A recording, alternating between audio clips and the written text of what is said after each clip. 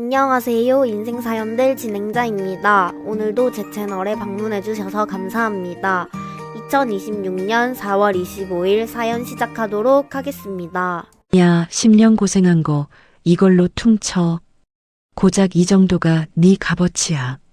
전 남편이 100만 원짜리 수표를 제 발밑에 던졌습니다.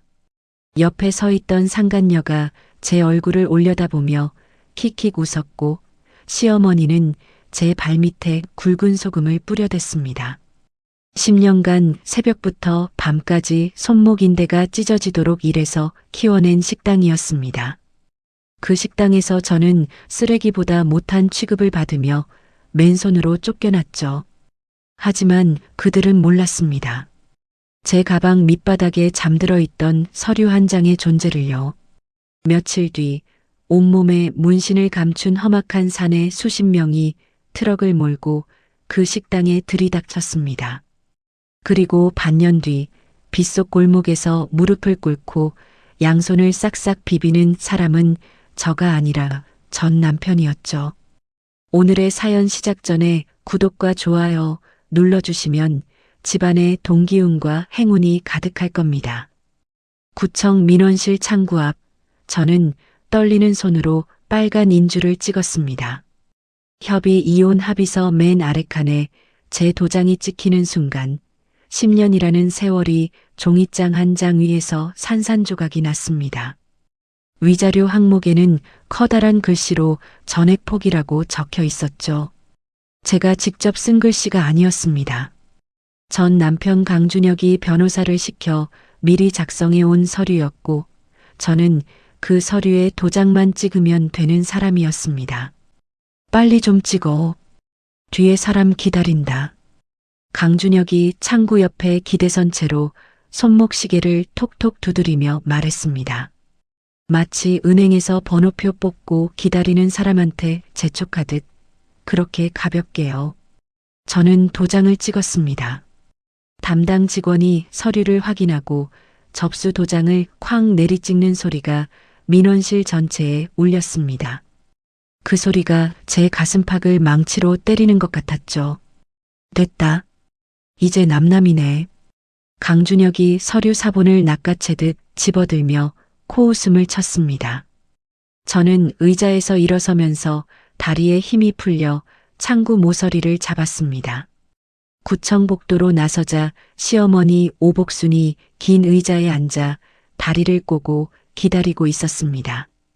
오복순은 제 얼굴을 위아래로 훑어보더니 핸드백에서 스마트폰을 꺼냈습니다.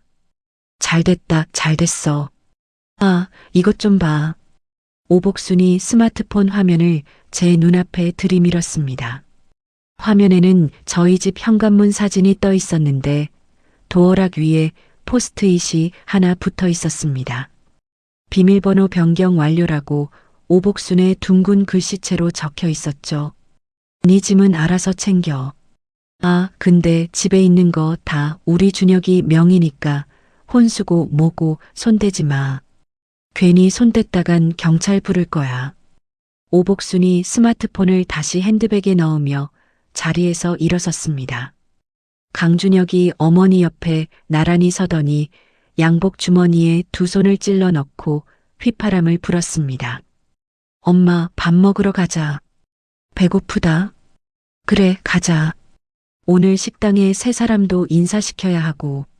모자는 제가 서 있는 복도를 스쳐 지나가며 구청 출입문을 나섰습니다. 오복순이 출입문을 밀며 뒤도 돌아보지 않고 내뱉었습니다. 10년 살림한 거 고맙다고는 해줄게. 근데 이제 얼씬도 하지 마. 유리문이 닫혔습니다. 저는 텅 빈 복도에 혼자 서서 두 손을 내려다봤습니다. 오른쪽 손목에는 아직도 주방에서 무거운 솥을 들다 찢어진 인대의 흉터가 선명했죠. 10년이었습니다. 동네 허름한 국밥집이었던 그 가게를 줄 서서 먹는 대형 식당으로 키워낸 10년. 새벽 4시에 일어나 육수를 끓이고 손목이 퉁퉁 붓도록 반찬을 만들고 밤 11시에 주방 바닥을 닦으며 보낸 3650일. 그 세월이 아까 그 빨간 도장 하나에 통째로 날아갔습니다. 구청을 나선 저는 갈 곳이 없었습니다. 지갑 안에는 현금 몇만 원과 체크카드 한 장이 전부였죠. 무작정 걷다 보니 발이 제 청춘을 통째로 삼켜버린 그 식당 앞 골목까지 저를 데려갔습니다. 식당 건너편 전봇대 뒤에 서서 유리창 너머를 들여다봤습니다. 카운터에 낯익은 여자가 앉아 있었습니다. 포스기 버튼을 누르며 직원에게 뭔가를 지시하고 있었죠. 강준혁의 내연녀 윤세라였습니다. 오복순이 홀 직원 2명을 윤세라 앞에 세워놓고 두 팔을 벌리며 소개하고 있었습니다. 유리창 너머로 오복순의 입모양이 읽혔습니다. 새 사장님이라는 단어가요. 잠시 뒤 오복순이 주방 쪽으로 사라지더니 커다란 검은 쓰레기 봉투를 질질 끌고 뒷문으로 나왔습니다. 봉투 사이로 제 앞치마와 조리용 실내화가 삐져나와 있었습니다. 오복순은 뒷골목 쓰레기통 옆에 그 봉투를 거칠게 내던지고 손을 탁탁 털며 다시 식당 안으로 들어갔습니다. 저는 발길을 돌렸습니다. 스마트폰을 꺼내 아까 검색해둔 고시원 주소를 다시 확인하고 택시를 잡았습니다. 고시원 방은 한 평 남짓한 크기에 곰팡이 냄새가 배어 있었습니다. 얇은 이불 위에 가방을 내려놓고 지퍼를 열었습니다. 가방 맨 밑바닥 갈색 서류 봉투가 손에 잡혔죠. 봉투를 열어 서류 한 장을 꺼냈습니다. 식당 건물의 등기부등본이었습니다. 소유자란에 적힌 이름은 강준혁도 오복순도 아니었습니다. 제 이름 한서진이 또렷하게 인쇄되어 있었죠. 돌아가신 시아버지 강태호 어르신이 3년 전 제게 남겨주신 것이었습니다. 시아버지는 제가 새벽부터 밤까지 주방에서 쓰러질 듯이 일하는 모습을 늘 안쓰럽게 바라보셨죠. 그리고 아무에게도 알리지 않고 건물 명의를 제 이름으로 바꿔주셨습니다. 재산세 고지서와 행정 우편물이 시댁으로 오지 않도록 수령 주소를 제 친정집으로, 이메일은 제 개인 계정으로 꼼꼼하게 돌려놓으셨죠. 그래서 오복순은 지금까지 자기가 건물주인 줄 알고 살았던 겁니다. 저는 등기부등본을 가슴에 꼭 안았습니다. 그리고 가방 안쪽 주머니에서 인감증명서와 신분증을 꺼내 나란히 놓았습니다. 이 건물을 어떻게 처분할지 저는 이미 정해두었습니다. 가장 아프게, 가장 철저하게 저 사람들이 2번 다시 일어서지 못하도록요. 저는 서류들을 다시 봉투에 넣고 운동화 끈을 단단히 묶었습니다. 고시원 문을 나서며 스마트폰 지도 앱에 명동을 검색했습니다. 이혼 도장을 찍고 사흘째 되는 날이었습니다. 저는 식당에 두고 온 개인 짐을 마저 챙기기 위해 시댁 식당을 찾아갔습니다. 점심시간이 막 시작된 홀에는 손님들이 제법 앉아 있었죠. 제가 출입문을 열고 들어서자 카운터에 앉아 있던 윤세라가 저를 발견하고 눈을 가늘게 떴습니다. 어머, 이게 누구야? 직원들, 저 사람 좀 내보내. 윤세라가 손가락으로 저를 가리키며 홀 직원 2명에게 턱짓을 했습니다. 직원들이 달려와 제 양팔을 잡고 홀 한가운데로 밀쳐냈습니다. 밥을 먹던 손님 5-6명이 일제히 고개를 돌렸죠. 그때 주방 쪽에서 오복순이 굵은 소금 봉지를 들고 나왔습니다. 오복순은 제 발밑에 소금을 한 줌 움켜쥐어 확 뿌리며 이를 드러냈습니다. 재수 없는 것이 어딜 또 기어들어와. 나가 꺼져. 소금 알갱이가 제 구두 위로 흩어졌습니다. 손님들이 수군거리기 시작했고 저는 얼굴이 뜨거워졌지만 입을 꾹 다물었습니다. 주방 문이 다시 열리더니 강준혁이 기름때 묻은 앞치마를 두르고 나왔습니다. 강준혁은 제 꼴을 위아래로 훑어보더니 콧방귀를 뀌며 양복 안주머니에서 수표 한 장을 꺼냈습니다. 야, 10년 고생한 거 이걸로 퉁쳐. 고작 이 정도가 네 값어치야. 강준혁이 100만 원짜리 수표를 제 발밑 바닥에 툭 던졌습니다. 수표가 소금 위에 떨어져 미끄러졌죠. 강준혁은 수표를 던지자마자 뒤돌아서서 윤세라의 허리를 감싸 안았습니다. 윤세라가 강준혁의 어깨에 머리를 기대며 제 얼굴을 빤히 올려다봤습니다. 언니 주워가. 그거라도 어디야. 윤세라가 입꼬리를 올리며 카운터 위에 물컵을 만지작거렸습니다. 저는 바닥에 수표를 내려다봤습니다. 허리를 숙이는 대신 구두 밑창으로 수표를 밟고 지나갔습니다. 주방으로 들어가 선반 맨 위에 올려둔 제 개인 칼 가방만 조용히 챙겨 들었죠. 식당 문을 나서며 뒤를 돌아보지 않았습니다. 골목 끝에서 택시를 잡아 타며 기사에게 목적지를 말했습니다. 명동이요. 을지로 뒷골목 쪽으로 가주세요. 택시가 20분쯤 달려 명동 뒷골목에 멈췄습니다. 좁은 골목 안쪽에 낡은 간판이 하나 걸려 있었죠. 성진 대부업이라는 글씨가 반쯤 벗겨진 간판 아래로 철문이 굳게 닫혀 있었습니다. 겉보기엔 허름한 전당포 같았지만 이 골목 사람들은 다 알고 있었습니다. 이곳이 명동에서 가장 악명 높은 사채업자 장 회장의 본거지라는 것을요. 빌린 돈을 못 갚으면 피도 눈물도 없이 뼈끝까지 추심하는 것으로 소문난 사람이었죠. 철문 앞에 서자 안에서 덩치 큰 남자 2명이 나왔습니다. 어깨가 문짝만한 사내들이 저를 위아래로 훑어보더니 한 명이 턱을 치켜들었습니다. 뭔 일이시오? 회장님을 뵈러 왔습니다. 건물 매매건으로요. 사내들이 서로 눈짓을 교환하더니 저를 안으로 들였습니다.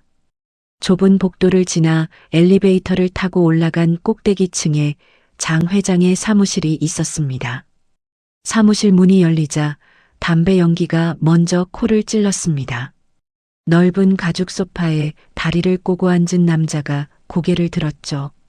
머리가 반쯤 센 50대 중반의 남자였는데 눈빛이 날카로운 게 웃는 얼굴인데도 등골이 서늘했습니다.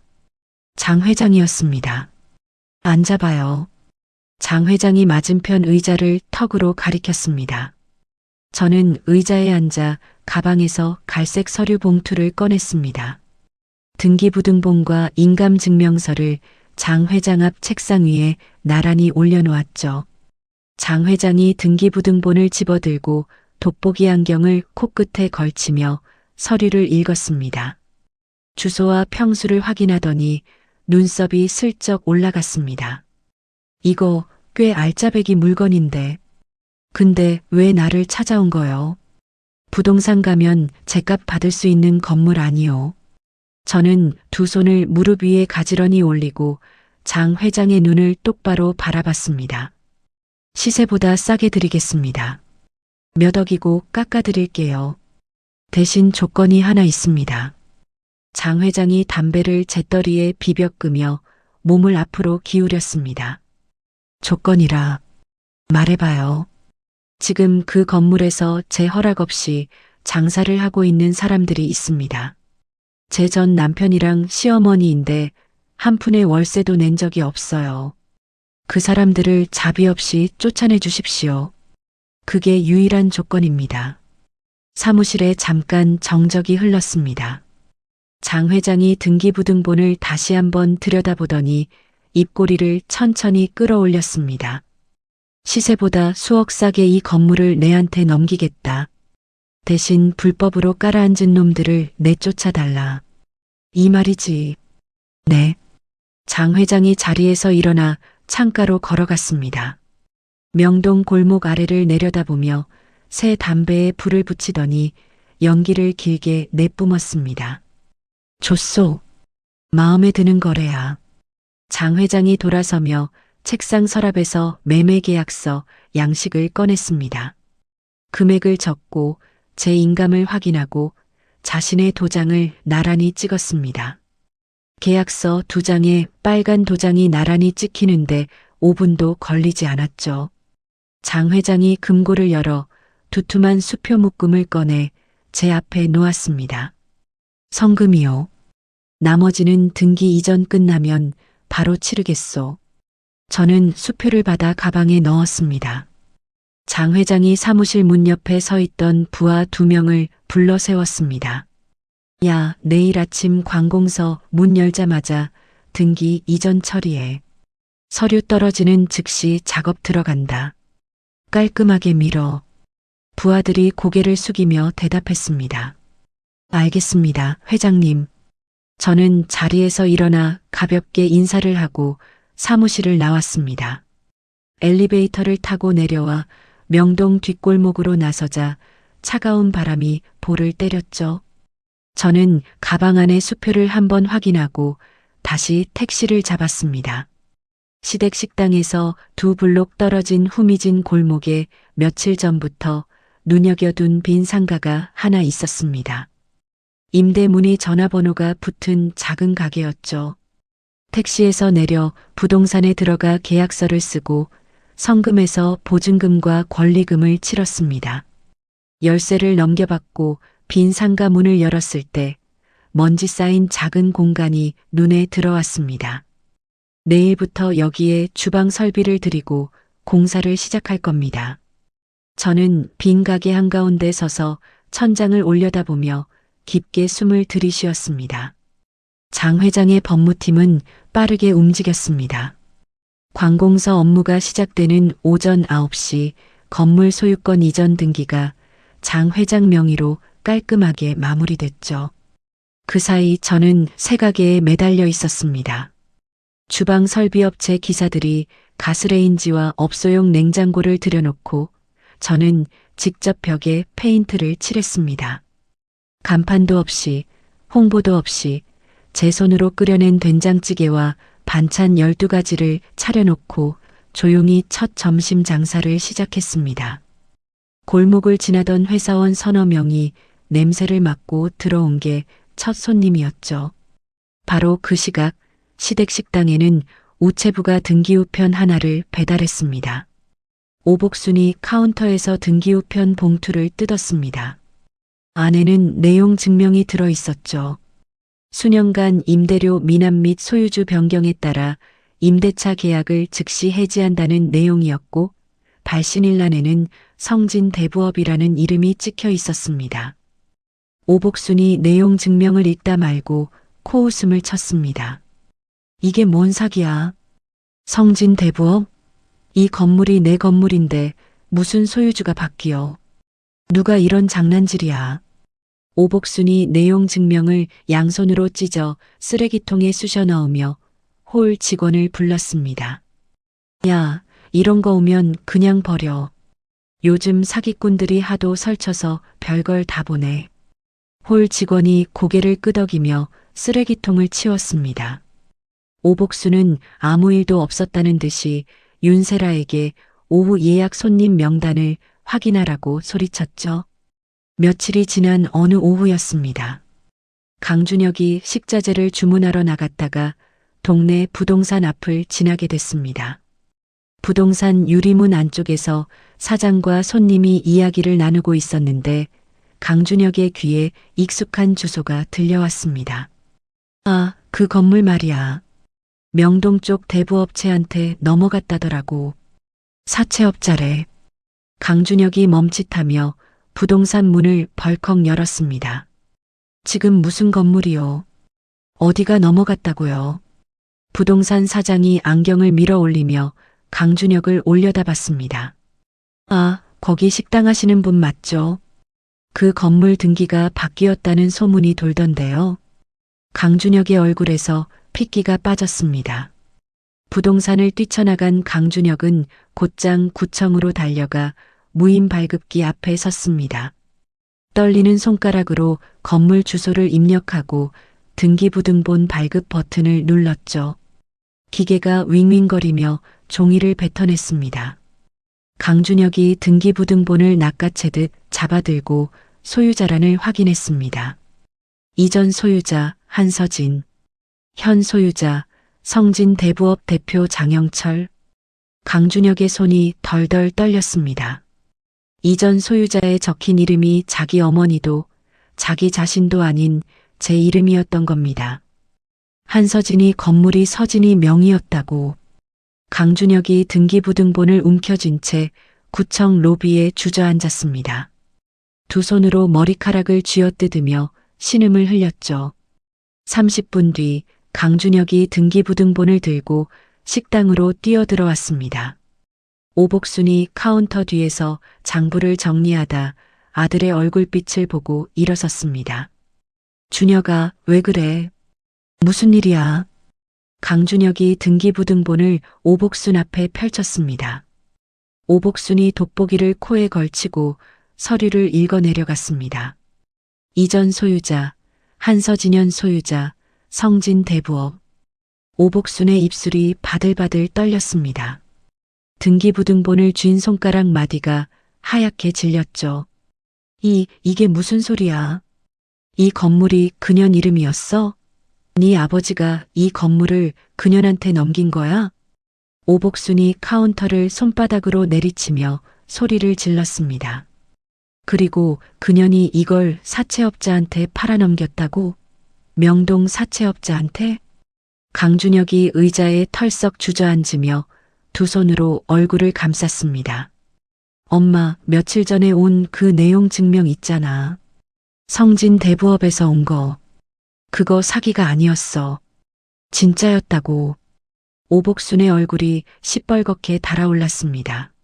내가 찢어버렸잖아, 그걸. 오복순이 쓰레기통 쪽을 돌아봤지만 그 쓰레기는 진작에 수거되어 사라진 뒤였습니다. 지금 당장 그년을 찾아가야 해. 이 건물은 우리 건물이야. 내가 30년 넘게 장사한 건물이라고. 오복순이 앞치마를 벗어 던지며 출입문으로 달려가려 했습니다.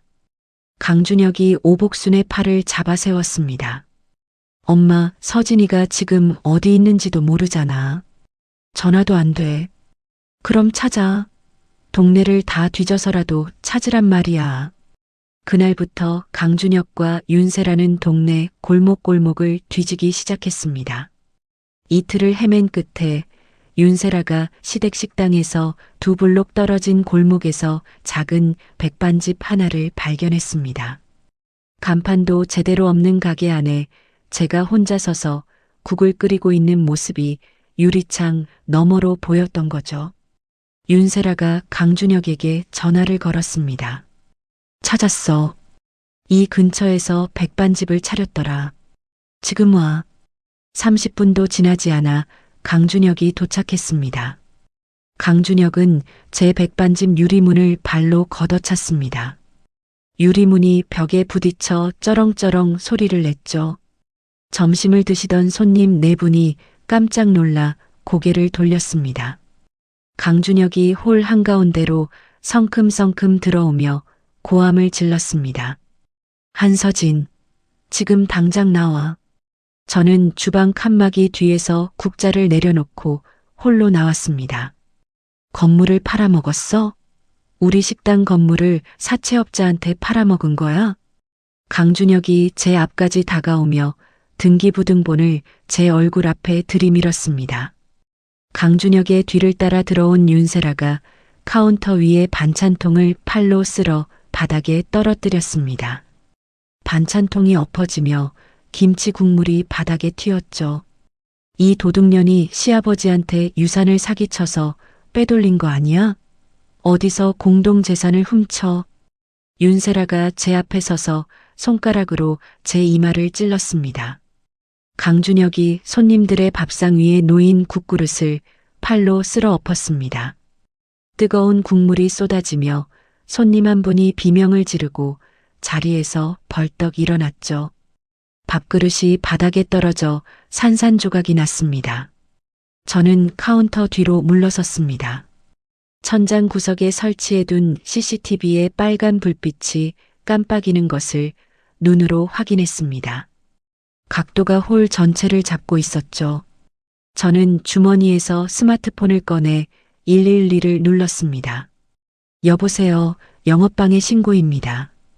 가게에 난입해서 손님 밥상을 엎고 집기를 부수고 있습니다. 강준혁이 제 손에 든 스마트폰을 보고 눈을 부릅떴습니다. 야, 끊어. 경찰은 무슨 경찰이야. 10분 뒤 경찰 2명이 도착했습니다. 바닥에 엎어진 그릇과 음식물, 깨진 반찬통을 본 경찰이 강준혁과 윤세라에게 수갑을 채웠습니다. 아닙니다. 이건 오해예요. 저 여자가 우리 건물을 팔아먹어서. 강준혁이 수갑을 찬 채 뒤를 돌아보며 악을 썼습니다. 돌려놔, 한서진. 그 건물 반드시 돌려받을 거야. 두고 봐. 저는 경찰에게 다가가 미리 뽑아둔 CCTV 영상이 저장된 USB와 부서진 집기에 견적서를 건넸습니다. 합의 생각 없습니다. 전부 처벌해 주십시오. 경찰차가 골목을 빠져나가고 저는 엎어진 밥상과 깨진 그릇 사이에 홀로 서서 행주를 집어들었습니다. 무릎을 꿇고 바닥에 국물을 닦기 시작했죠. 강준혁은 경찰서에서 조사를 받고 나오자마자 변호사 사무실로 달려갔습니다. 제가 건물을 판 것이 무효라며 소송을 넣어달라고 떼를 썼죠. 하지만 수년간 제 명의의 건물에서 월세 한 번 내지 않고 장사를 해온 사람이 무슨 권리를 주장할 수 있겠습니까? 변호사는 승산이 없다고 고개를 저었지만 강준혁은 억지로 수임료를 쥐어주며 소송을 밀어붙였습니다. 그 사이 장 회장 쪽은 쉬지 않고 움직였습니다. 잦은 퇴거 기한으로 정해둔 날짜가 지나자마자 장 회장의 법무팀은 법원에 건물을 비워달라는 소송을 넣었습니다. 동시에 식당 안의 물건들을 빼돌리지 못하도록 법원 집행관이 직접 나와 가게 곳곳에 고시문을 붙였죠. 본 건물에 대한 점유이전 금지 결정이 내려졌으므로 건물 내 물품의 이동 및 반출을 금한다. 법원 직인이 찍힌 노란 종이가 식당 출입문, 주방문, 심지어 카운터 옆 벽에까지 덕지덕지 붙었습니다. 점심시간에 밥을 먹으러 온 단골 손님이 출입문의 고시문을 보더니 눈살을 찌푸리며 돌아섰죠. 여기 사채업자한테 넘어간 거래. 진짜? 그럼 여기서 밥 먹으면 안 되겠다. 소문은 하루 만에 동네 전체로 퍼졌습니다. 줄을 서던 손님들의 발길이 뚝 끊겼고 점심시간에도 홀에 앉은 손님이 2~3명을 넘기지 못했습니다. 사태가 심각해지자 가장 먼저 흔들린 것은 윤세라였습니다. 윤세라는 강준혁이 잠든 새벽에 식당 금고를 열어 남은 현금 다발을 꺼냈습니다. 강준혁의 옷장에서 명품 시계 2개를 빼내 자신의 가방에 쑤셔 넣었죠. 윤세라는 스마트폰으로 중고거래 앱을 열어 시계 사진을 찍어 올리며 도망칠 궁리를 시작했습니다. 강준혁은 줄어드는 매출에 다급해져 은행을 돌아다녔습니다. 제1금융권에서는 이미 건물이 남의 명의로 넘어간 상황에서 대출을 내어줄 리가 없었죠. 결국 강준혁은 이자가 높기로 유명한 저축은행과 캐피탈 회사를 전전하며 대출을 끌어모았습니다. 변호사 수임료, 밀린 식자재비, 직원 월급까지 전부 빚으로 메꾸기 시작한 겁니다. 오복수는 텅 빈 식당 홀에 앉아 창밖을 멍하니 바라보며 같은 말만 되풀이했습니다. 내가 30년을 여기서 장사했는데 이게 무슨 날벼락이야. 오복순이 카운터에 이마를 박듯 엎드리며 손바닥으로 탁자를 내리쳤습니다. 옆에 서 있던 홀 직원이 어쩔 줄 몰라 물컵만 내밀었죠. 반면 제 백반집은 뜻밖의 흐름을 타기 시작했습니다. 강준혁과 윤세라가 난동을 부리던 날 밥상이 엎어지는 것을 직접 목격한 손님들이 있었거든요. 거기 사장님 불쌍하더라. 혼자서 장사하는데 전 남편이 쳐들어와서 난리를 치더라고. 진짜? 나도 가봐야겠다. 목격자들이 지인을 데려오고 그 지인이 또 다른 사람을 불러왔습니다. 작고 초라한 백반집에 하나둘 손님이 채워지기 시작했죠. 점심시간마다 4개뿐인 테이블이 꽉 찼고 자리가 없어 밖에서 기다리는 사람까지 생겼습니다. 저는 새벽 5시에 시장을 돌며 그날 쓸 식자재를 직접 골랐습니다. 가게로 돌아와 육수를 끓이고 반찬 12가지를 만들고 홀 바닥을 닦고 밤이 되면 그날의 매출을 한 푼도 빠짐없이 장부에 적었죠. 통장 잔고가 조금씩 불어나는 것을 확인할 때마다 이건 그 누구의 도움도 아닌 오로지 제 손으로 벌어들인 돈이라는 사실이 가슴 깊은 곳을 뜨겁게 데웠습니다. 몇 달간의 짧은 법적 다툼은 허무할 정도로 빨리 끝이 났습니다. 강준혁 측 변호사는 건물이 원래 강준혁 가족의 재산이었다고 주장했지만 등기부등본에는 제 이름이, 재산세 납부 내역에도 제 이름이, 시아버지가 직접 작성한 증여 서류에도 제 이름이 찍혀 있었습니다. 월세를 낸 적이 있다는 증거는 단 한 장도 나오지 않았죠. 법원은 장 회장 측의 손을 들어줬습니다. 건물을 비우라는 판결문이 강준혁 앞으로 날아든 날, 강준혁은 변호사 사무실 복도에서 벽을 주먹으로 내리쳤습니다. 이게 말이 돼. 그 건물에서 30년을 장사했는데 나가라고? 변호사가 서류 가방을 들고 나오며 고개를 저었습니다. 강 사장님, 제가 처음부터 말씀드렸잖습니까? 임대료 납부 기록이 한 건도 없는데 법원이 어떻게 해줄 수가 없습니다. 강준혁이 복도 의자를 발로 걷어찼습니다. 의자가 쓰러지며 복도에 쇳소리가 울렸죠. 판결문을 손에 쥔 장 회장은 그날 저녁 자신의 사무실에서 부하들을 불러 모았습니다. 장 회장이 책상 위에 판결문을 펼치며 담배 연기를 길게 내뿜었습니다. 법원에서 비우라고 했으니까 비워야지. 날짜 잡아. 다음 주 월요일 점심시간. 한 놈도 빠짐없이 밀어내. 부하들이 일제히 고개를 숙였습니다. 알겠습니다, 회장님. 장 회장이 판결문을 접어 양복 안주머니에 넣으며 창밖을 바라봤습니다. 명동 뒷골목의 네온 사인이 장 회장의 얼굴 위에 붉은 빛을 드리웠죠.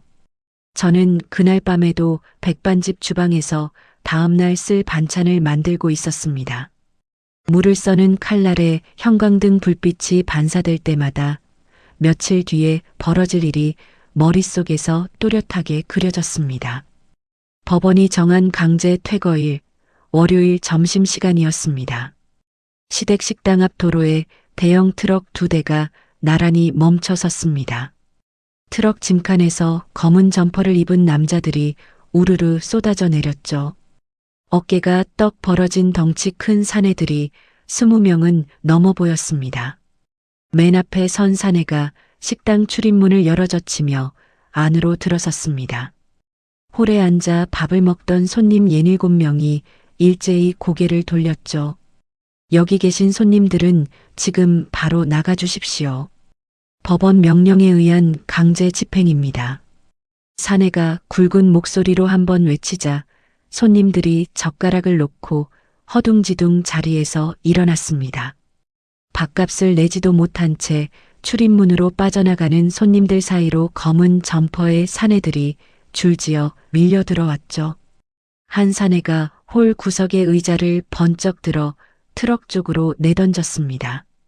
쇠 의자가 도로 위에 쨍그렁 부딪히며 튕겨나갔죠. 다른 사내 둘이 테이블을 양쪽에서 잡아들고 출입문 밖으로 내다버렸습니다. 유리컵이 바닥에 떨어져 산산조각이 났고 밥그릇이 깨지며 홀 바닥에 흰 사기 파편이 흩어졌습니다. 주방에서 소리를 듣고 뛰어나온 오복순이 홀을 보고 두 눈이 휘둥그레졌습니다. 검은 점퍼를 입은 사내들이 식당 집기를 하나씩 들어 밖으로 내던지고 있었거든요. 야, 이놈들아. 뭐 하는 짓이야? 여기가 어디라고 남의 가게에서 행패야. 오복순이 주방으로 되돌아가더니 물바가지에 물을 가득 담아가지고 나왔습니다. 사내 하나를 향해 물을 확 끼얹고 다시 카운터 위에 놓인 굵은 소금 봉지를 집어들어 사방으로 뿌려댔습니다. 나가, 다 나가라고. 내가 이 건물 주인이야. 30년을 여기서 장사했어. 30년. 오복순이 소금 봉지를 내던지며 악을 썼지만 사내들은 눈 하나 깜짝하지 않았습니다. 오복순의 고함 따위는 귀에 들어오지도 않는다는 듯이 벽에 걸린 액자를 뜯어내고 냉장고를 질질 끌어냈죠. 그때 식당 출입문이 열리며 장 회장이 들어섰습니다. 회색 양복에 검은 코트를 걸친 장 회장은 난장판이 된 홀 바닥을 느긋하게 둘러보며 양복 주머니에서 담배를 꺼내 물었습니다. 부하 한 명이 재빠르게 라이터를 켜불을 붙여줬죠. 장 회장이 담배 연기를 한 모금 빨아들이며 아수라장 속에 홀로 서 있는 오복순을 바라봤습니다. 오복순은 장 회장을 노려보며 손가락을 들이밀었습니다. 당신이 대장이야? 당장 이것들 데리고 나가. 여기는 내 건물이라고, 이 사기꾼들아. 장 회장이 담배를 재떨이도 없는 바닥에 비벼 끄며 오복순 앞으로 천천히 걸어갔습니다. 두 사람 사이의 거리가 한 걸음 남았을 때 장 회장이 양복 안주머니에서 접혀있던 서류 한 장을 꺼냈습니다.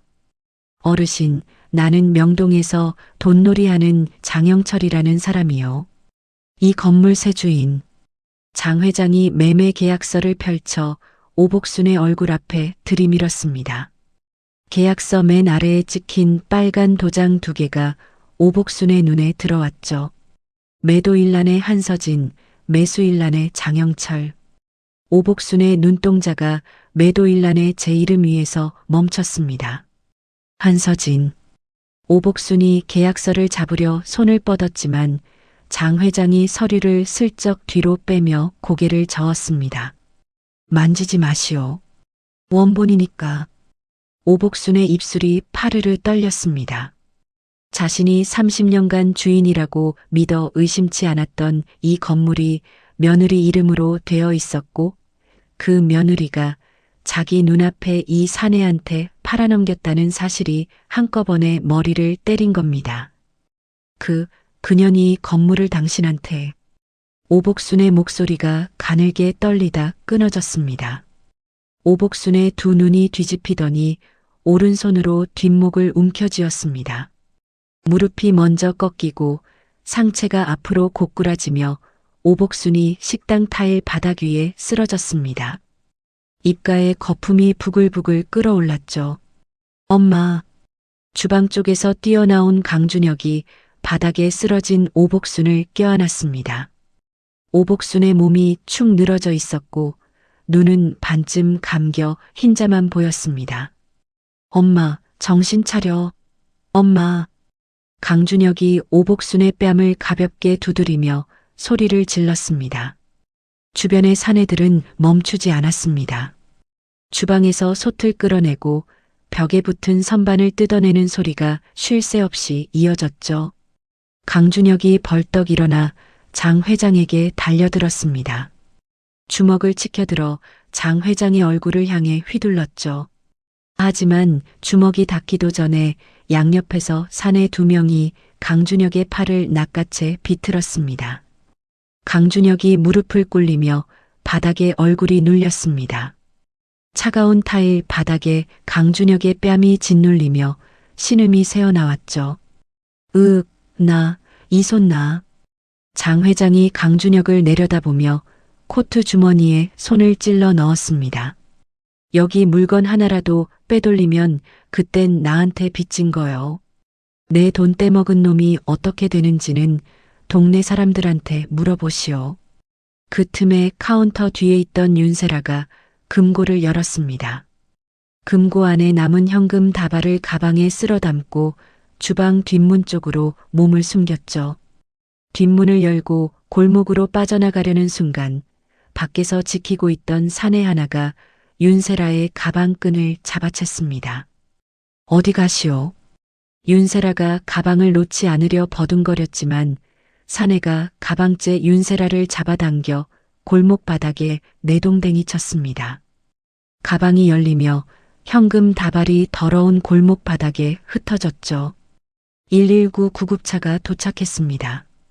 구급대원 2명이 들것을 들고 식당 안으로 뛰어들어왔습니다. 오복순이 들것에 실려나가는 와중에도 사내들은 작업을 멈추지 않았습니다. 간판을 뜯어내고 남은 집기를 모조리 도로변 펜스 밖으로 내던졌죠. 냄비, 국자, 식탁, 의자, 간판 조각이 도로 위에 쓰레기처럼 널브러졌습니다. 저는 길 건너 제 백반집 창가에 서 있었습니다. 유리창 너머로 그 모든 것이 보였죠. 10년간 저를 식모 취급하던 사람들이 자기들의 탐욕으로 쌓아 올린 것들과 함께 길바닥으로 쏟아져 나오는 모습을요. 마지막으로 사내 한 명이 식당 셔터를 내리고 육중한 철제 자물쇠를 채웠습니다. 자물쇠가 딸깍 잠기는 소리가 골목 끝까지 울렸죠. 텅 빈 건물 앞 도로에는 깨진 그릇과 부서진 가구들만 쓰레기 더미처럼 쌓여 있었습니다. 저는 창가에서 몸을 돌려 주방으로 들어갔습니다. 가스레인지 위에서 된장찌개가 보글보글 끓고 있었고 점심 손님을 맞을 시간이었습니다. 빈털터리로 길바닥에 쫓겨난 다음 날부터 강준혁과 윤세라의 반격이 시작됐습니다. 둘의 무기는 스마트폰이었죠. 윤세라는 배달앱에 가짜 계정을 만들었습니다. 하나가 아니었습니다. 이름을 바꿔가며 수십 개의 계정을 만들어 제 백반집에 1점 별점을 매기기 시작했죠. 된장찌개에서 바퀴벌레가 나왔습니다. 사진은 너무 징그러워서 못 올립니다. 반찬에서 쉰내가 났어요. 먹고 나서 배탈이 심하게 났습니다. 절대 가지 마세요. 위생 상태가 최악입니다. 주방이 어떤 상태인지 상상도 하기 싫네요. 하루에 서너 개씩 매일같이 악성 리뷰가 올라왔습니다. 윤세라는 계정마다 문체를 조금씩 바꿔가며 마치 여러 사람이 쓴 것처럼 꾸몄죠. 강준혁은 더 교묘했습니다. 지역 주민 수만 명이 가입한 인터넷 맘카페에 익명으로 가입했습니다. 당근마켓 동네 생활 게시판에도 새 계정을 팠죠. 강준혁이 올린 글의 제목은 이랬습니다. 시아버지를 속여서 유산을 가로채고 시어머니를 길거리에 내쫓은 동네 식당 사장의 실체를 알려드립니다. 글 안에는 사실과 거짓을 교묘하게 뒤섞어 놓았습니다. 며느리가 치매 걸린 시아버지를 꼬드겨 재산을 빼돌렸다. 평생 장사한 시어머니를 길바닥에 내쫓고 건물을 사채업자에게 팔아먹었다. 불쌍한 시어머니는 충격으로 쓰러져 병원 신세를 지고 있다. 제 백반집 상호와 대략적인 위치까지 적어 놓았죠. 자극적인 제목과 억울한 시어머니의 이야기에 사람들이 몰려들었습니다. 글은 하루 만에 조회수 3,000을 넘겼고 댓글이 수백 개 달렸죠. 세상에 저런 며느리가 있다니 소름 끼치네요. 치매 걸린 시아버지한테 도장 찍게 한 거 아니에요? 이거 사기 아닌가요? 저 식당 절대 안 갑니다. 불매합니다. 댓글창이 분노로 불타올랐습니다. 글을 읽은 동네 주민 몇 명이 실제로 제 백반집을 찾아왔습니다. 새벽에 출입문에 날계란 서너 개를 던지고 도망갔죠. 유리문에 노란 달걀물이 흘러내렸고 문 옆 벽에는 욕설이 적힌 포스트잇이 빼곡하게 붙었습니다. 거기서 끝이 아니었습니다. 강준혁과 윤세라는 구청 위생과에 전화를 걸어 제 백반집이 무허가 시설에서 음식을 만들고 있다고 신고했습니다. 세무서에도 탈세 의혹으로 민원을 넣었죠. 영업이 한창인 점심시간 구청 위생과 직원 2명이 제 가게 문을 열고 들어왔습니다. 500 반집 사장님이시죠. 위생 점검 민원이 접수되어서 나왔습니다.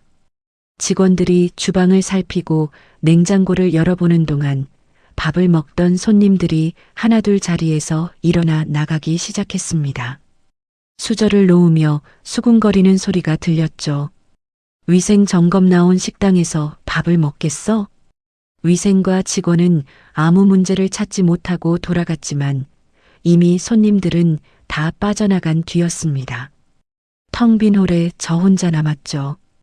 배달의 평점은 5점 만점에 1.8점까지 떨어졌습니다. 맘카페에서 시작된 불매운동은 당근마켓까지 번졌고 줄을 서던 점심 손님은 일주일 만에 반도 오지 않았습니다. 주방을 도와주던 아주머니 한 분이 홀에 나와 앞치마를 풀며 눈시울을 붉혔습니다. 사장님, 나도 여기서 계속 일하고 싶은데 손님이 이렇게 없으니 월급을 받을 수가 있어야지요. 아주머니 사정은 제가 잘 알죠. 괜찮습니다. 다른 데 알아보세요. 아주머니가 나가고 저는 혼자 홀 바닥을 걸레로 닦았습니다. 무릎을 꿇고 테이블 다리 밑을 닦는데 출입문 쪽에서 그림자가 드리워졌습니다. 고개를 들자 강준혁이 서 있었습니다. 두 손을 주머니에 찔러 넣고 텅 빈 홀을 둘러보며 입꼬리를 올리고 있었죠. 장사 잘 되나 보네. 손님이 바글바글하다. 저는 걸레를 내려놓고 천천히 일어섰습니다. 강준혁이 빈 테이블을 손가락으로 톡톡 두드리며 제 앞으로 다가왔습니다. 내가 올린 글 봤지. 댓글이 몇백 개가 달렸더라. 불매 운동까지 하더라고. 강준혁이 의자를 끌어당겨 앉으며 다리를 꼬았습니다. 한서진, 솔직히 말해서 너 이대로면 한 달도 못 버텨. 그래서 내가 좋은 제안을 하나 하러 왔어. 무슨 제안인데? 1억만 줘. 그러면 내가 올린 글 다 지워줄게. 맘카페도, 당근마켓도, 배달앱 리뷰도 전부. 깔끔하게. 강준혁이 테이블 위에 팔꿈치를 올리며 제 눈을 빤히 들여다봤습니다. 1억이면 싸지. 이 가게 접는 것보다 나을 거 아니야. 저는 강준혁의 얼굴을 가만히 바라봤습니다. 오른손을 앞치마 주머니 안으로 넣어 스마트폰 화면을 더듬었습니다. 녹음 버튼을 누르는 감촉이 손끝에 전해졌죠. 1억을 주면 진짜 다 지워주는 거야? 당연하지. 내가 올린 건 내가 지울 수 있으니까. 돈만 주면 바로 지워줄게. 세라가 올린 배달앱 리뷰도 내가 말해서 다 삭제시킬 테니까. 강준혁이 의자에서 일어나며 제 어깨 옆을 스치고 지나갔습니다. 잘 생각해. 시간은 없어. 강준혁이 출입문을 밀고 나갔습니다. 저는 주머니에서 스마트폰을 꺼내 녹음 파일을 확인했습니다. 녹음 시간 3분 47초. 강준혁이 자기 입으로 글을 올렸다고 말한 것, 윤세라가 배달앱 리뷰를 조작했다고 말한 것, 1억을 요구한 것까지 전부 담겨 있었죠. 저는 스마트폰을 내려놓고 카운터 뒤 컴퓨터를 켰습니다. 바탕 화면에 만들어둔 폴더가 있었습니다. 폴더 안에는 건물 등기부등본 사본, 제 이름으로 납부된 수년치 재산세 내역, 강준혁의 외도를 증명하는 사진들, 위자료 전액 포기가 적힌 협의 이혼 합의서, 강준혁과 윤세라가 제 백반집에서 난동을 부리다 경찰에 끌려가는 CCTV 영상 캡처본이 날짜별로 정리되어 있었습니다. 저는 워드 프로그램을 열었습니다. 감정적인 단어는 한 글자도 쓰지 않을 겁니다. 서류와 증거만으로 누가 거짓말을 하고 있는지 보여줄 겁니다. 저는 키보드 위에 손가락을 올리고 첫 문장을 타이핑하기 시작했습니다. 며칠 뒤 이른 아침, 저는 컴퓨터 앞에 앉아 완성된 글을 마지막으로 한 번 더 읽었습니다. 감정적인 문장은 전부 지웠고 서류와 증거 사진의 순서를 다시 한번 확인했죠. 마우스 커서를 업로드 버튼 위에 올려놓고 숨을 한번 깊이 들이쉰 뒤 클릭했습니다. 지역 맘카페와 당근마켓 동네생활 게시판에 글이 동시에 올라갔습니다. 허위 사실로 고통받고 있는 5,500 반집 사장입니다. 글의 첫머리에 건물 등기부등본 원본 사진을 올렸습니다. 소유자란에 찍힌 제 이름과 날짜가 선명했죠. 바로 아래에 제 이름으로 납부된 수년치 재산세 고지서 내역을 나란히 붙였습니다. 개인정보 부분만 모자이크 처리하고 나머지는 그대로 보이게 했죠.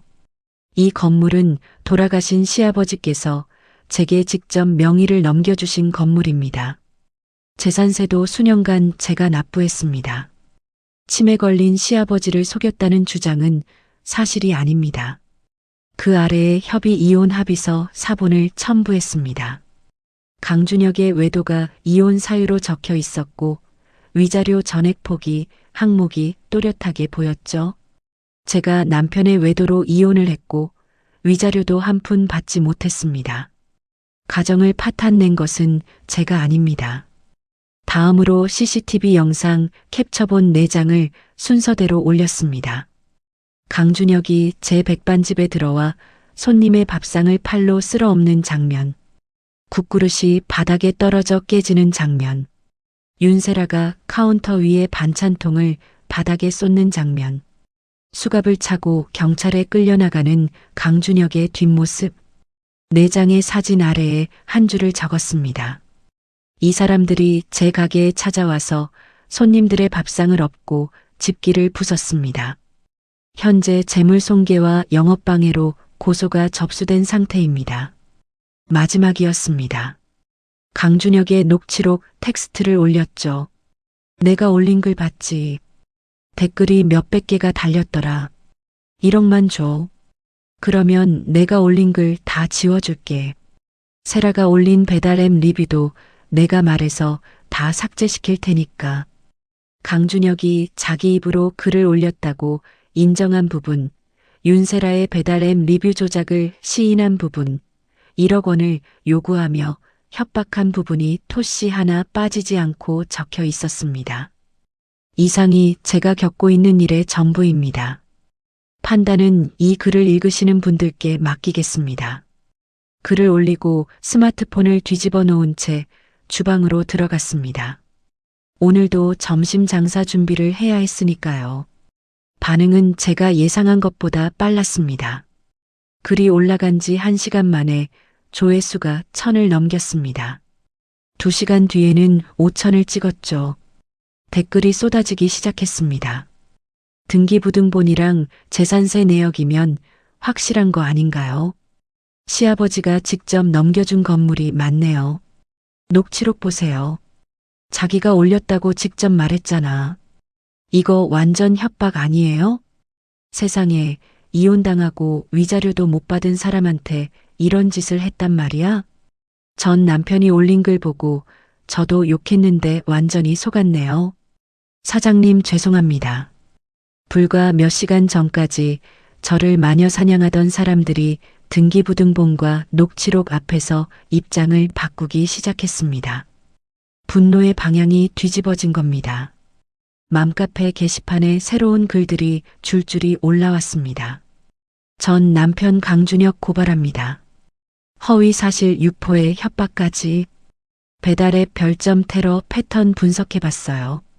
한 회원이 배달앱에 달린 1점 리뷰 수십 개의 작성 시간과 문체를 하나하나 비교 분석한 글을 올렸습니다. 리뷰가 올라온 시간대가 거의 일정했고 비슷한 단어와 문장 구조가 반복되고 있었죠. 이거 한 사람이 계정 바꿔가면서 쓴 거 맞습니다. 경찰에 신고합시다. 맘카페 회원 30명 넘게 이름을 올려 윤세라를 사이버 명예훼손으로 경찰에 집단 고발장을 접수했습니다. 그날 저녁 맘카페와 당근마켓 곳곳에 제 백반집 주소가 공유되기 시작했습니다.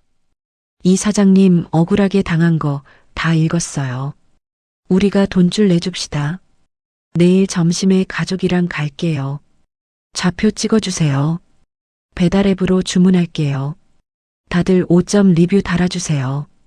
다음날 아침 7시 가게 문을 열려고 셔터를 올리는데 눈을 의심했습니다. 가게 앞 골목에 사람들이 줄을 서 있었거든요. 10명, 20명이 아니었습니다. 골목 끝까지 줄이 이어져 있었죠. 맨 앞에 선 아주머니가 저를 보며 손을 흔들었습니다. 사장님, 맘카페 보고 왔어요. 힘내세요. 뒤에 서 있던 젊은 부부가 고개를 끄덕이며 말했습니다. 글 다 읽었습니다. 저희가 많이 먹고 갈게요. 저는 고개를 숙여 인사했습니다. 목이 메어 말이 나오지 않았죠. 주방에 들어가 가스불을 켜고 육수 냄비를 올렸습니다. 혼자 일할 수밖에 없었습니다. 반찬을 담고 밥을 퍼서 내고 그릇을 치우고 다시 반찬을 담았죠. 손이 4개라도 모자랄 지경이었습니다. 배달앱에는 주문 알림이 쉴 새 없이 울렸습니다. 포스기 화면에 주문이 쌓여 스크롤을 내려도 끝이 보이지 않았죠. 5점 리뷰가 줄줄이 달렸습니다. 사장님 된장찌개 진짜 맛있어요. 맘카페 보고 왔는데 단골 될 것 같아요. 응원합니다. 앞으로 자주 올게요. 점심시간이 끝날 때까지 테이블이 한 번도 비지 않았습니다. 밖에서 기다리는 줄이 줄어들 기미가 보이지 않아 저는 죄송하다고 고개를 숙이며 매진 안내를 붙여야 했죠. 그날 저녁 강준혁에게 경찰서 출석 통보가 날아갔습니다. 허위 사실 유포와 영업방해 혐의였습니다. 맘카페에 올린 글과 녹취록이 증거로 첨부되어 있었죠. 강준혁은 경찰서에 끌려가 강도 높은 조사를 받았습니다. 조사실에서 나온 강준혁의 얼굴은 홍당무처럼 빨갛게 달아올라 있었다고 나중에 들었습니다. 그날 이후 강준혁은 동네에서 얼굴을 들고 다닐 수 없게 됐습니다.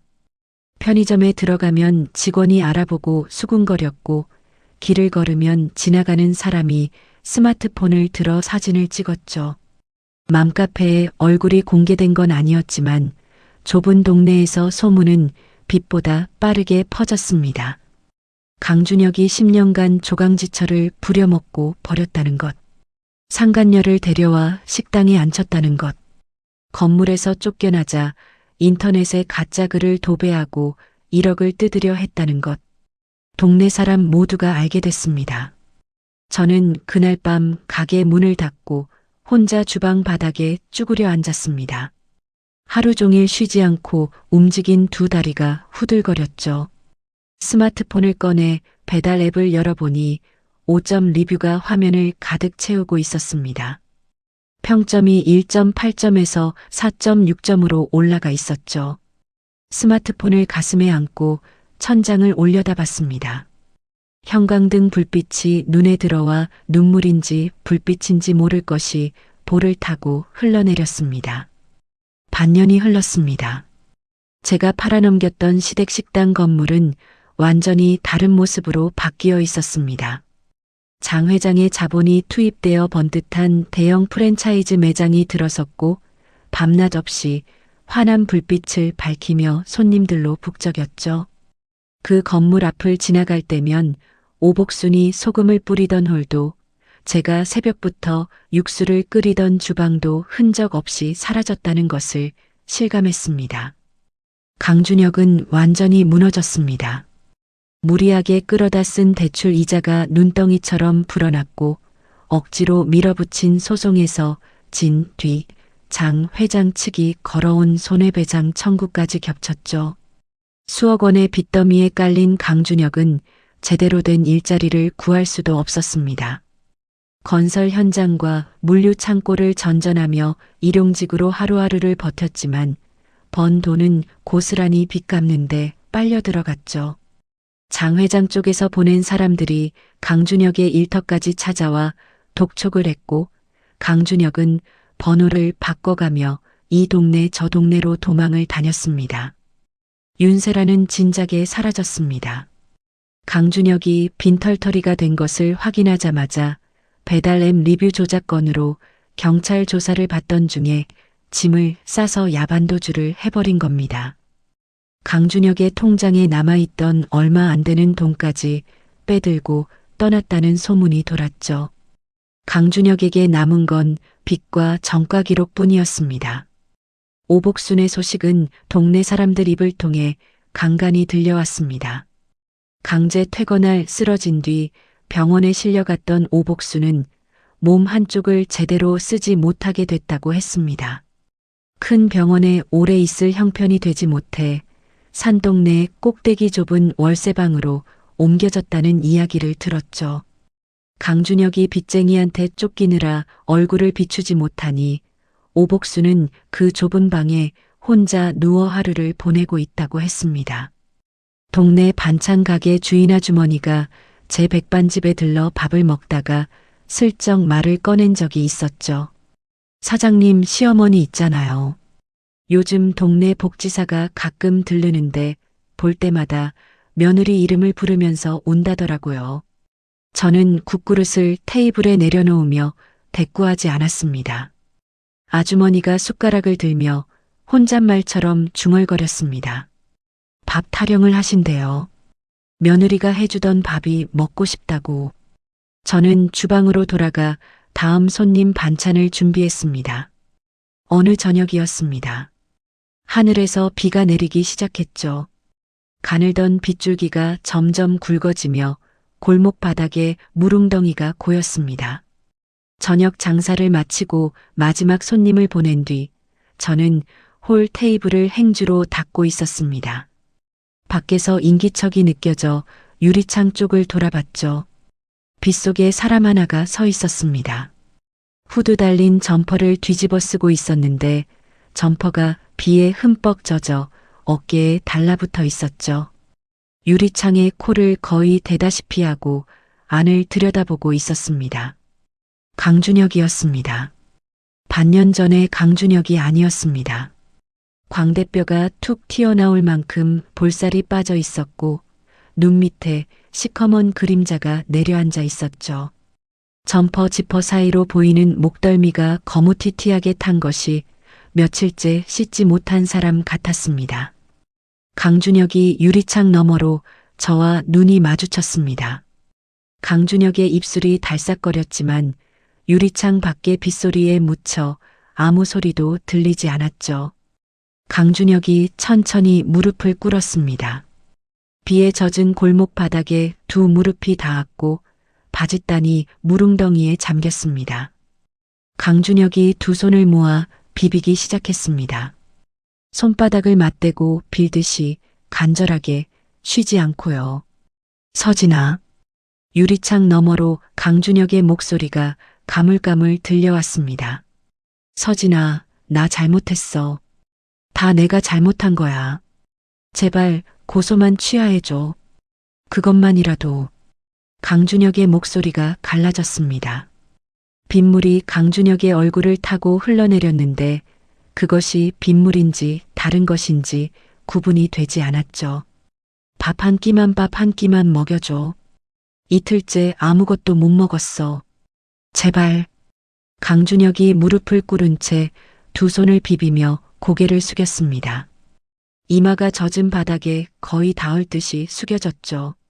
저는 행주를 테이블 위에 내려놓고 유리창 앞에 섰습니다. 빗속에서 무릎 꿇고 양손을 비비는 강준혁의 모습을 내려다봤습니다. 구청 복도에서 콧노래를 불렀던 사람, 100만 원짜리 수표를 제 발밑에 던졌던 사람, 상간녀의 허리를 감싸 안고 제 앞에서 웃었던 사람, 제 백반집에 쳐들어와 손님의 밥상을 엎었던 사람, 인터넷에 가짜 글을 올리고 1억을 뜯으려 했던 사람. 저는 유리창에서 한 걸음 물러섰습니다. 벽에 걸린 블라인드 끈을 잡고 천천히 아래로 당겼습니다.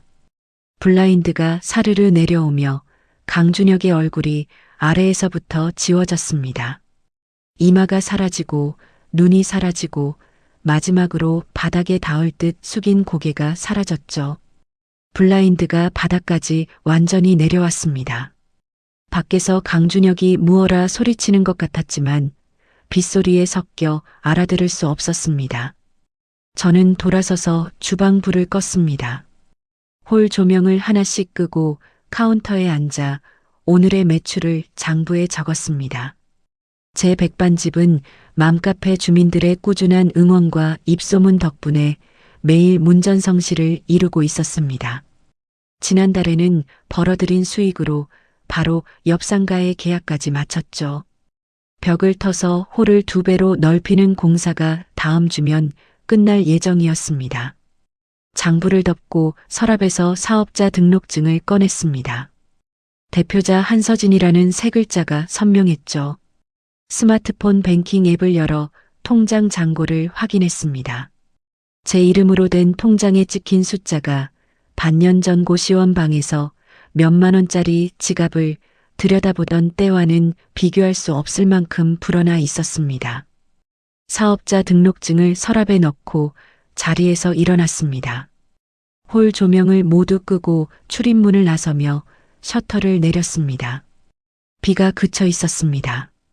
골목 바닥에 물웅덩이 위로 가로등 불빛이 일렁였고 강준혁은 이미 사라진 뒤였죠.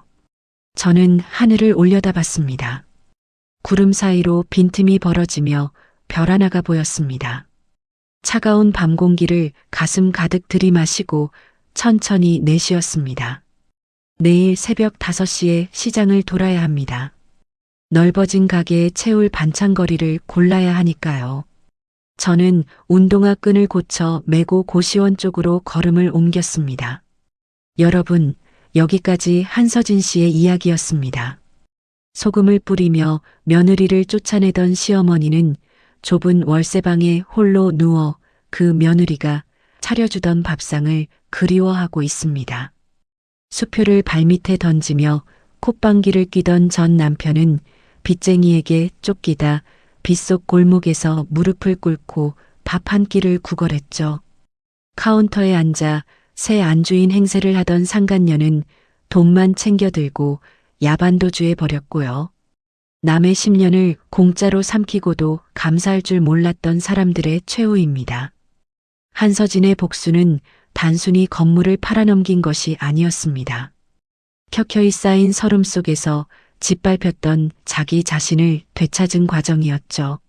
쓰레기 봉투에 담겨 뒷골목에 내던져졌던 사람이 자기 이름 석자가 박힌 가게 앞에서 당당히 셔터를 올리기까지 그 길이 얼마나 외롭고 한이 서렸을지 비슷한 세월을 보내신 분들은 가슴이 미어지도록 아실 겁니다. 여러분은 어떻게 생각하시나요? 살다 보면 가장 가까운 사람에게 가장 깊은 상처를 받을 때가 있습니다. 가족이라는 이름 아래 내 것을 내어주고 또 내어주다 보면 문득 돌아보게 되죠. 정작 나라는 사람은 어디에도 없더라고요. 가족은 성이 같은 사람이 아니라 내가 쓰러질 때 손을 잡아주는 사람입니다.